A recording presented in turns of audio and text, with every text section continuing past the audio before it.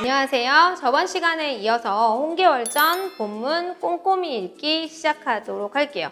자, 여러분들 저번 시간에 홍계월전 본문 내용들 다시 한번 읽어보고 오셨나요?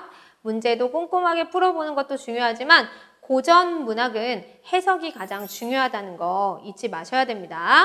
자, 이제 다시 이어서 보도록 할게요. 자, 이때 원수가 지금 뭐 하는 장면이었죠? 보국이 위기에 빠져서 그 위기에 처한 보국, 자기의 남편이지만 중군장, 자기보다 계급이 낮은 중군장인 보국을 구해내는 장면이죠. 이때 원수가 장대에서 북을 치다가 보국의 위급함을 보고 급히 말을 몰아서 긴 칼을 높이 들고 좌충우돌해서 적진을 해치고 구덕지의 머리를 베어들고 보국을 구했다. 자, 그럼 지금 어때요? 엄청나게 빠른 속도로 지금 비범한 능력으로 적을 막 물리치고 보국을 구한 거죠. 자, 고전소설에 비현실성이 계속 나타나요. 영웅성을 보여주려고 하는 거죠. 그렇죠? 자, 그러면서 구덕지 머리를 막 베고선 보국을 구했습니다. 몸을 날려 적진에서 충돌하니 동해 번쩍 서쪽의 장수를 베고 남으로 가는 듯 하다가 북쪽의 장수를 베었다. 말이 안 되죠. 되게 과장적이라는 거. 이처럼 좌충우돌하여 적장 50여 명과 군사 1000여 명을 한 칼로 소멸하고 본진으로 돌아왔다. 자, 엄청난 능력이죠. 그렇죠? 엄청난 능력. 그래서 과장적으로 비현실적 모습을 나타내고 있다. 자, 그 다음 보국이 원수 보기를 부끄러워하니 원수가 보국을 꾸짖어 말했다. 자, 보국이 남성과 여성의 보편적 위계가 역전됐음을 알 수 있어요. 그래서 보국이 원수 보기를 부끄러워하니 원수가 보국을 꾸짖어서 얘기하기를 저러고서도 평소에 남자라고 칭하리요? 나를 업신여기더니 이제도 그렇게 할까? 지금 뭐예요? 계월이 보국을 구해주니까 보국이 부끄러웠어요. 왜 부끄러워? 자기가 무시했던 여자라고 생각을 했던 그 아내가 남성과 여성의 보편적 위계가 역전되면서 자기를 구해준 거죠. 그래서 그게 부끄러웠고, 그리고 저러고서도 평소에 남자라고 칭하리요? 나를 업신여기더니 이제도 그렇게 할까? 이건 누구의 생각이에요? 계월의 생각이죠. 계월이 남편이 자기를 인정하지 않았던 부분에 대해서 지금 약간 조롱하고 비판하고 있어요. 자, 그래서 여기에 보국의 가부장적 태도를 조롱하고 비판하면서 남성의 가부장적 태도, 남존여비 태도를 조롱하려는 의도가 들어있었던 거예요. 자, 이렇게 말하면서 보국을 무수히 조롱했다. 자, 얼마나 속 시원했겠어요, 여자들이. 그쵸? 조선시대 여자들이 이 소설을 읽으면서 상당히 속 시원했겠죠. 자, 그래서 이 부분에서 여성 영웅 소설로서의 이 작품의 특징을 좀 정리하고 갈게요. 자, 이런 부분들. 계월이 결혼 후에도 관직을 유지했고, 그리고 전쟁에 나가서 영웅적 면모를 지금 보이고 있죠. 그리고 계월이 남편을 조롱하고 비판하는 등 당대 사회의 가부장적인 관습에서 벗어나는 행동을 보여요. 이것이 바로 여성 영웅 소설로서 이 작품의 특징을 드러내는 거죠. 그렇죠? 자, 그래서 보국이 평국 보기를 부끄러워한 이유도 좀 기억하셔야 돼요. 지금 보국이 평국 보기를 부끄러워한 이유, 계월 보기를 부끄러워한 이유는 자기가 가정 내의 가부장적 권위를 내세워서 평국의 능력을 인정하지 않고 사회적으로 우위에 있는 그의 명령에 불만을 가졌었는데 결국에는 평국의 도움을 받아서 목숨을 구했기 때문에 부끄러웠겠죠. 그죠? 그렇게 생각했던 자기가 부끄러웠겠죠? 이러면서 이제 계월에 대한 마음이 좀 어떻게 변할까? 미안함, 고마움 이런 마음으로 변하게 되는 계기가 돼요. 아시겠죠? 나를 도와준 사람이니까 당연히 좀 태도가 변하게 되겠죠. 자, 이때 원수가 장대에 자리를 잡고 앉아 구덕지의 머리를 함에 봉해 왕성으로 보냈다. 그래서 원수는 계월이죠. 자, 이제 영웅적 활약으로 일단 자기의 남편 보국을 구했습니다. 근데 여기서 끝난 게 아니에요. 한편 오와 초의 양왕은 서로 의논하며 말했다. 아직 전쟁이 끝나지 않았어요. 평국의 용맹을 보니 옛날 조자룡이라도 당하지 못할 것이니 자, 지금 평국을 인정하고 있는 거죠. 어찌 대적할 것이냐. 평국이 당장 구덕지를 죽였으니 이제는 누구와 함께 큰일을 도모하겠는가. 그래서 장군이 다 죽어버려서 지금 약간 이제 얘네가 어려운 처지에 처한 거죠. 그래서 이제는 우리 양국이 평국의 손에 망할 것이로다. 그래서 이제 약간 절망적이에요. 지금 적국의 왕들이 약간 절망하고 있는 부분이죠. 자, 이렇게 말하면서 눈물을 흘리니 맹길이 말하였다. 이 맹길도 적의 장군이었죠. 그렇죠? 자, 맹길이 대왕은 염려하지 마소서. 소장에게 한 묘책이 있으니 이 묘책이 이제 자기가 어떤 전공법이 아니라 다른 방법이 있다는 거죠. 그래서 평국이 아무리 영웅이라도 이 개교는 알지 못할 것이옵니다. 그래서 뭔가 꾀를 내려고 하는 거예요. 약간 비겁한 방법이겠죠. 그래서 이 개교로 천자를 사로잡을 것이니 근심하지 마옵소서. 자, 지금 여기서 중요한 건 사실은 개월보다는 천자를 잡아서 없애면 그 나라가 없어지는 거니까 이제 계획을 바꾼 거예요. 어떻게 바꿨어? 천자를 잡으려고. 그래서 이게 이제 개교의 목적이 되죠. 만약에 이 개교의 목적이 개월을 죽이기 위함이다. 개월을 사로잡기 위함이다. 이러면 틀리는 거예요. 선택지에서 보통 그런 식으로 많이 헷갈리게 되거든요.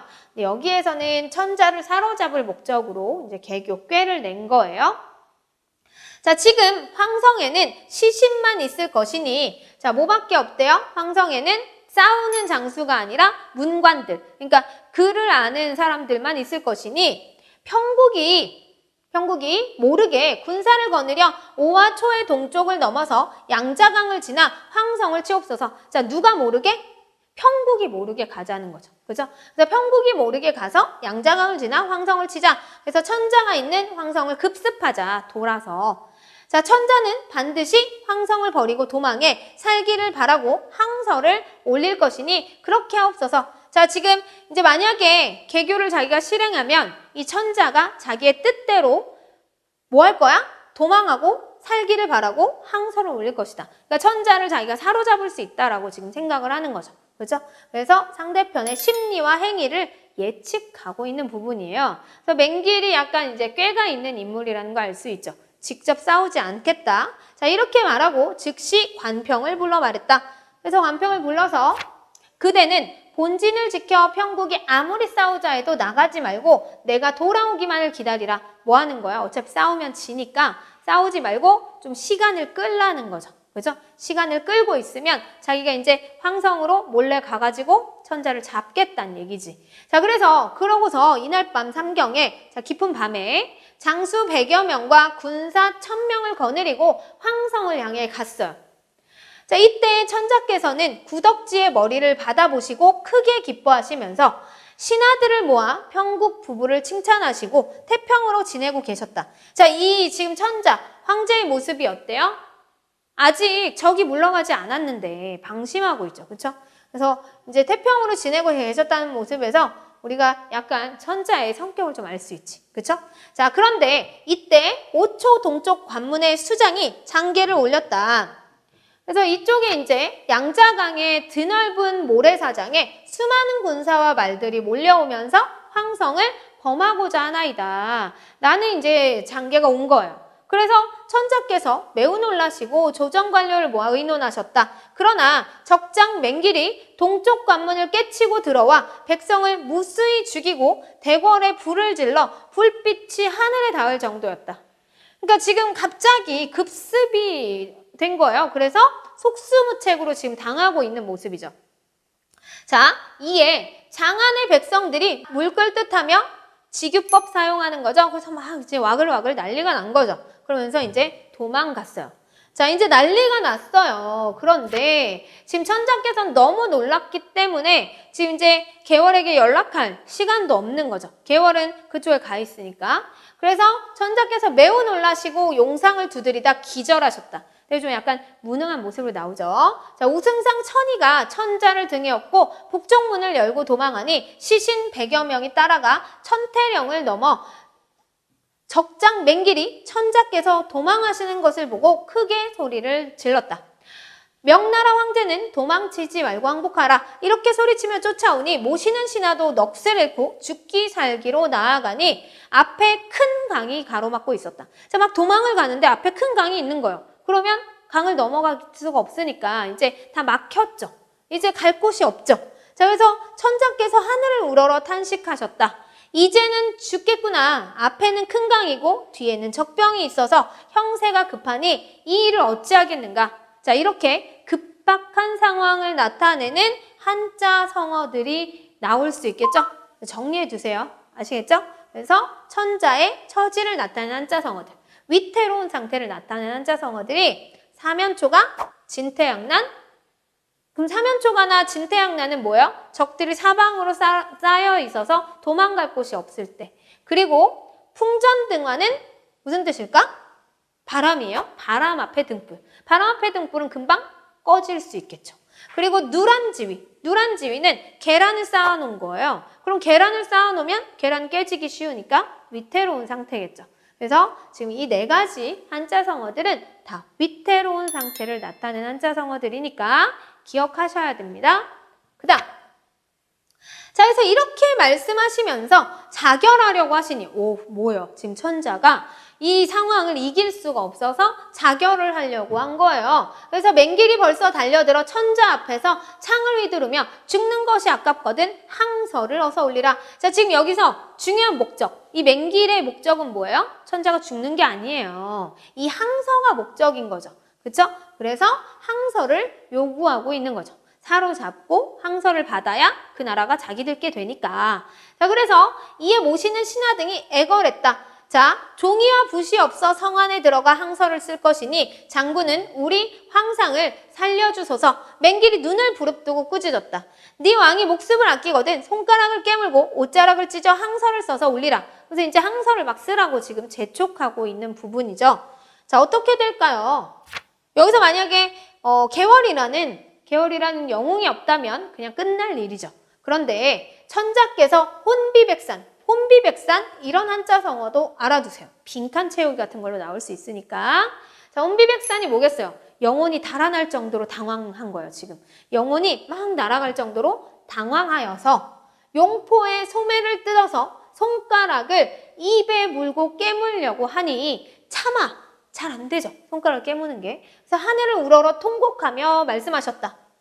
자, 400년 사직이 내게 와서 망할 줄 어찌 알았겠는가? 그러니까 지금 명나라가 자기 때문에 망할 것 같다라는 생각을 하는 거죠. 자, 이렇게 말씀하시며 대성통곡하시니 햇빛도 빛을 잃었다. 자, 이런 부분들이 문학적인 건데 문제에서 물어보게 돼요. 햇빛도 빛을 잃었다는 건 뭐예요? 날씨를 통해서, 그치? 주변 상황을 통해서 지금 위급함을 나타내고 있는 거죠. 어려운 부분은 아닙니다. 자, 이때 원수는 진중에 있으며, 이때는 언제예요? 이때 동시에, 그쵸? 이 일어나는 동시에 원수는 진중에 있어요. 개월이죠. 개월이 진중에 있으면서 적을 무찌를 묘책을 생각하고 있었다. 열심히 싸우려고 생각하고 있었어요. 지금 그러면 이때는 천자가 이렇게 위태로울 거라고 생각을 했을까요? 못했을까요? 못하고 있었겠죠? 지금 황성에 있는 게 아니니까 지금 개월은. 그런데 자연히 마음이 어지러워. 자, 자연히 마음이 어지러웠다는 거는 약간 어때? 불길한 느낌이 갑자기 들었어요. 우연적이고 비현실적이죠? 말이 사실 안 되잖아요. 그렇죠? 그런데 고전소설은 항상 비현실성을 갖고 있어요. 약간 이야기의 개연성이 좀 떨어진다고 하죠. 이야기의 개연성이 떨어진다. 자, 어지러워서 장막 밖에 나가서 천기, 하늘의 기운을 살펴보았더니 자미성이 자리를 떠나고 모든 별이 살기등등해서 은하수에 비치고 있었다. 자, 하늘이 어때요, 지금? 불길한 징조들이 가득하죠. 그렇죠? 그래서 이 불길한 징조가 어디에 있어요? 자미성에 지금 자리가 없어지고 모든 별이 살게 등등하다는 건 천자가 위험하다는 뜻이에요. 그래서 원수가 크게 놀라 누구를 불러? 중군장, 자기 남편이네요. 보국을 불러서 말했다. 내가 천기를 보니 천자의 위태함이 경각에 있도다. 자, 이걸 우리 한자성어로 뭐라고 하게요? 경각에 있다, 목숨이. 네 글자로 명, 재, 경, 각이라고 합니다. 그러니까 금방 죽을 것 같다는 거지. 그렇죠? 지금 천자가 금방 죽을 것 같아서 내가 홀로 가려 하니 왜냐면 다 데리고 가려면 시간이 너무 오래 걸리니까 얘는 약간 영웅적이니까 어때요? 비현실적으로 막 날아가겠죠. 그렇죠? 그래서 나 혼자 갈 거래요. 자, 그래서 영웅적 면모를 부각하는 부분이고요. 장군은 장수와 군조를 거느려 진문을 굳게 닫고 내가 돌아오기를 기다리라. 왜냐면 여기도 적진이니까 여기도 잃어버리면 안 되잖아요. 그렇죠? 그래서 천자를 이제 자기가 혼자 구하러 갑니다. 이렇게 말하고 칼 한 자루를 쥐고 말에 올라 황성으로 향했다. 동방이 밝아옴으로 바라보니 하룻밤 사이에 황성에 다다른 것이었다. 자, 얼마나 먼지는 잘 모르겠으나 어쨌든 지금 하룻밤 사이에 황성에 다다랐다는 건 말이 안 돼요. 이것도 비현실적인 거지. 그쵸? 자, 성 안에 들어가서 보니 장안이 비어있고 궁궐은 불에 타 빈터만 남아있었다. 자, 다 도망가고 지금 이 장안이 비어있음을 봤죠. 지금 원수가 통곡하면서 왜? 천자가 필시 변을 당했을 거라는 예상이 될 거 아니에요. 그렇죠? 그래서 통곡하면서 두루 다녔으나 한 사람도 없었다. 다 도망가고 없었어요. 천자께서 가신 곳을 알지 못하고 망극해하고 있었는데 문득 수채구멍. 자, 수채구멍은 이제 하수구 구멍이에요. 이 하수구 구멍에 한 노인이 나오다가 원수를 보고 매우 놀라서 급히 들어갔다. 그러니까 이 한 노인은 원수가 처음에는 이제 적군인 줄 알고 막 급히 피한 거겠죠? 그래서 원수가 급히 쫓아가면서 나는 도적이 아니다. 대원수 평국인이 놀라지 말고 나와 천자께서 가신 곳을 알려달라. 자, 이렇게 이야기를 하니 노인이 그제야 도로 기어나와 대성통곡했다. 왜 대성통곡하나 봤더니 원수가 자세히 보니 이 사람이 바로 누구예요? 자신의 시아버지 기주후 여공이었다. 자, 지금 계월을 잊게 한 조력자죠. 그렇죠? 그래서 이 시아버지를 보고 급히 말해서 내려 땅에 엎드려 통곡하며 말했다. 서로 대성통곡하고 있죠. 시아버님은 무슨 연유로 이 수채구멍에 몸을 감추고 있사오며 소부의 부모와 시모님은 어디로 피난했는지 아시나이까? 자, 지금 다 없어졌죠. 자, 그렇게 얘기했더니 여공이 원수의 옷을 붙들고 울며 말했다. 그래서 여기서 소부는 계월 자신을 얘기하는 거예요. 여기 뭐 대원수, 원수, 평국, 계월, 그 다음에 소부 다 동일 인물이라는 걸 기억하셔야 돼요. 아시겠죠? 자, 울면서 이야기를 시작해요. 뜻밖에도 도적이 들어와 대궐에 불을 지르고 노략하더구나. 자, 그래서 장안의 백성들이 도망하여 갔는데 나는 갈 길을 몰라 이 구멍에 들어와 피난했으니 사돈 두 분과 네 시모가 간 곳을 알지 못하겠구나. 결국 다 어디 갔는지 알 수가 없고 통곡하니 원수가 위로했다. 설마 만나 뵈올 날이었겠나이까? 자, 여기서 영웅적인 우리의 계월은 다시 만날 거라는 것까지 암시하고 있어요. 그러니까 자기가 만날 수 있다는 뭐 믿음이 있겠죠. 그리고 또 물었다. 황상께서는 어디에 가 계시나이까? 누구예요? 천자, 왕. 그래서 여공이 대답했다. 여기에 숨어서 보니 한 신하가 천자를 얻고 북문으로 도망해 천태령을 넘어갔는데 그 뒤에 도적, 맹길이 따라갔으니 천자께서 반드시 위급하실 것이다. 원수가 크게 놀라 말했다. 천자를 구하러 가오니 아버님은 제가 돌아오기를 기다리소서. 이제 안전하게 기다리라고 하고 천자를 구하러 또 혼자 떠나고 있죠. 그러고서 말에 올라 천태령을 넘어갔다. 순식간에 한수 북쪽에 다다라서 어때요? 또 날아갔어요. 그죠? 이게 계월이니까 가능한 거죠? 고전소설의 비현실성이 계속 나타납니다. 영웅적으로 날아다니는. 자, 그 다음에 보니까 심리 모래사장에 적병이 가득하고 항복하라고 하는 소리가 산천에 진동하고 있었다. 자, 막 소리가 막 나고 있는 거예요. 막 이제 빨리 항복하라, 항사 써라, 뭐 이러면서 이제 적들이 막 소리 지르고 있었겠죠. 긴박한 상황이죠. 극적 긴장감이 고조되는 상황입니다. 그래서 원수가 이 소리를 듣자 투구를 고쳐 쓰고 우레같이 소리치며 우레같이 지급법이죠. 아주 큰 천둥 소리를 내면서 말을 채쳐서 달려들어 크게 호령했다. 이제 계월이 막 활약하고 있는 부분들이에요. 자, 적장은 나의 황상을 해치지 말라. 평국이 여기 왔노라. 이에 맹길이 두려워해 말을 돌려 도망하니. 자, 맹길은 평국을 두려워하고 있어요. 이 평국이 얼마나 잘 싸우는지 알고 있었죠. 그래서 직접 평국을 친 게 아니라 천자를 친 거였잖아요. 자, 이런 내용들이 나오게 돼요. 되게 사소한 것 같지만 여러분들은 이런 그 인물들의 태도나 정서도 잘 정리해 두셔야 돼요. 아시겠죠? 자, 말을 돌려 도망하니 원수가 크게 호령하며 말했다. 네가 가면 어디로 가겠느냐? 도망가지 말고 내 칼을 받으라. 라고 하면서 철통같이 달려가니 원수의 준총마가 주홍 같은 입을 벌리고 순식간에 맹길의 말꼬리를 물고 늘어졌다. 그래서 맹길이 매우 놀라 몸을 돌려 긴 창을 높이 들고 원수를 찌르려고 하자 원수가 크게 성을 내서 칼을 들어 맹길을 치니 맹길의 두 팔이 땅에 떨어졌어요. 자, 뭐예요? 지금 혼자서 싸워서 다 이기고 있는 거죠? 이것도 영웅적 모습이죠. 원수가 또 좌충우돌해 적조를 모조리 죽였겠죠. 그죠? 자, 죽이니 피가 흘러서 뇌를 이루고 적졸의 주검이 산처럼 쌓였다. 자, 혼자서 죽였는데 아주 난리가 난 거죠. 그죠? 뭐예요?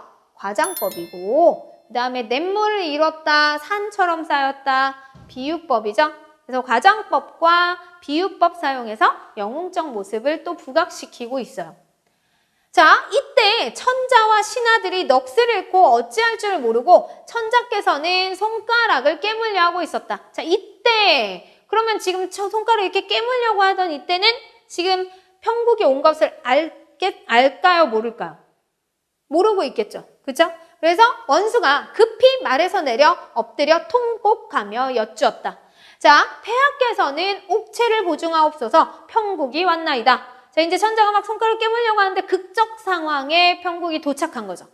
자, 천자께서 혼미한 가운데 평국이라는 말을 듣고 한편으로는 반기며 한편으로는 슬퍼하며 원수의 손을 잡고 눈물을 흘리며 말씀을 못하셨다. 자, 이중 감정이 들었네요. 그렇죠? 반갑기도 한데 슬프기도 한 거야. 왜 슬프겠어요? 왜 슬프겠어요? 지금 나라가 망하게 생겼으니까 슬프겠죠. 그렇죠? 그래서 원수가 옥체를 구호하니 이제 치료하니 이윽고 천자께서 정신을 차리고 원수에게 치하하셨다. 그래서 되게 이제 칭찬을 한 거죠. 자, 짐이 모래사장의 외로운 넋, 그러니까 내가 죽을 뻔했다는 거죠. 그렇죠? 모래사장의 외로운 넋이 될 것을 원수의 덕으로 사직을 안 보하니 되었도다. 원수의 은혜를 무엇으로 갚으리오? 이렇게 말씀하시고 원수는 만리변방에서 어찌 알고 와서 짐을 구했는고? 자, 뭐예요? 짐? 자기죠, 자기. 그죠? 왕이에요. 자기 자신을 가리킬 때 왕은 짐이라고요. 많이 들어봤죠? 1인칭 대명사. 원수가 엎드려 아래였다. 자, 어떻게 왔는지 이제 궁금해하니까 천기가 뭐예요? 하늘의 기운이죠. 하늘의 기운을 살펴보고 군사를 중군장에게 부탁하고 즉시 황성에 왔습니다. 장안이 비어있고 폐하의 거처를 모르고 주저하던 차에 시아버지 여공이 수채구망에서 나오는 걸 봤죠. 그래서 급히 와서 적장 맹기를 사로잡은 것이옵니다. 자, 요약적으로 서술해주고 있는 부분이에요. 요약적으로 자기가 어떻게 천자에게 왔는지 제시하고 있는 부분. 자, 요약적 제시 꼭 기억합시다. 아시겠죠? 자주 나옵니다. 저 지금 단 3줄에 요약했죠? 말씀을 대강 아래고 나와서 살아남은 적들을 낱낱이 결박해 앞세우고 황성으로 향했다. 그리고 이제 황성으로 간 거죠. 자, 원수의 말은 천자를 모시고 맹길이 탔던 말은 원수가 탔으며 행군, 북은 맹길의 등에 지우고 모시는 신하를 시켜 북을 울리게 하며 궁으로 들어갔다. 자, 뭐야? 원수의 말은 천자를 모시고 맹길이 탔던 말은 원수가 타고 맹길은 지금 뭐 하고 있어요? 맹길은 적장이잖아요. 그죠? 사로잡힌 적장. 그래서 걸어가면서 이제 등에 짐을 지고 가고 있는 거예요. 그래서 모시는 신하를 시켜 북을 울리게 하면서 궁으로 들어간 이제 상황이 역전된 거죠. 그래서 천자께서 말 위에서 용포 소매를 들어 춤을 추며 즐거워하시니 신하들과 원수도 모두 팔을 들어 춤추며 즐거워했다. 자, 이겨서 지금 다들 신난 거죠. 자, 거의 다 끝나갑니다. 그래서 지금 이제 평국이 보국과 함께 공을 세웠고 혼자 영웅성을 막 이제 빛내고 있어. 그쵸? 그래서 이제 뒷부분의 줄거리에는 어떤 일만 남았어요? 행복한 결말만 남았겠죠. 그죠? 자, 개월이 천자를 구한 사이에 보국이 오왕과 초왕의 항복을 받아 돌아오는데 여기서 보국도 이제 중요한 역할을 하죠. 자, 보국도 중요한 역할을 하죠. 그래서 개월이 적장 맹길인 채 하면서 보국을 속여서 조롱해요. 또 조롱한 거야, 지금. 그죠? 그래서 보국은 모든 면에서 자기보다 우월한 개월의 능력을 이제 뭐해? 인정하게 돼요. 이제 남존여비 사상을 어느 정도 고친 거죠. 그래서 둘의 갈등이 해소되는 결말이에요. 그리고 나서 두 차례에 걸친 국가의 위기를 구한 개월은 대사마 대장군의 자기, 이제 대원수에서 대장군까지 올라갔고요. 그리고 천자는 보국을 승상에 봉하고 여공을 오왕에, 홍무를 초왕에 봉한다. 홍무는 홍계월의 아버지죠. 자, 그래서 아까 오왕과 초왕이 반란을 일으켰었는데 이제 이들이 여공이 오왕, 홍무가 초왕이 되고 그래서 이후 개월은 보국을 예로서 섬기며 행복하게 살고 그들의 자손은 대대로 부귀영화를 누리게 된다. 자, 고전소설의 특징, 행복한 결말이죠. 그래서 우리 영웅은 이렇게 위기를 극복하고 행복한 결말을 맺는 영웅의 일대기 구성을 보이고 있어요. 그래서 홍계일동전, 홍계월전, 박시전 이런 소설들이 다 비슷한 영웅 소설들이거든요. 그래서 우리가 영웅 소설의 특징 또 정리하고 넘어갈 건데, 자, 오늘은 여기까지 내용을 보고요. 다음 시간에 이제 요점 정리와 홍계월전의 이제 중요한 생각할 거리들 같이 보도록 할게요. 자, 약간 길었던 작품이에요. 그렇지만 고전소설에서 영웅소설은 이 홍계월전을 여러분들이 구조를 파악하고 해석할 줄 알면 아마 다른 어떤 영웅소설들이 나와도 좀 쉽게 접할 수 있을 거거든요. 그래서 여러분들이 처음부터 끝까지 이 글의 구조를 다시 정리하신 후에 다음 강의에 나오는 질문들과 다른 작품들과 엮어읽기 그리고 기출문제 같이 풀어보도록 합시다. 자, 오늘도 고생하셨고요. 여러분들 공부하는 이 시간이 절대 헛되지 않은 거 아시죠? 자, 이걸 위기든 아니면 이걸 극복하는 이 위기를 극복하는 우리 학생들이 되기를 바랄게요. 응원할게요. 감사합니다.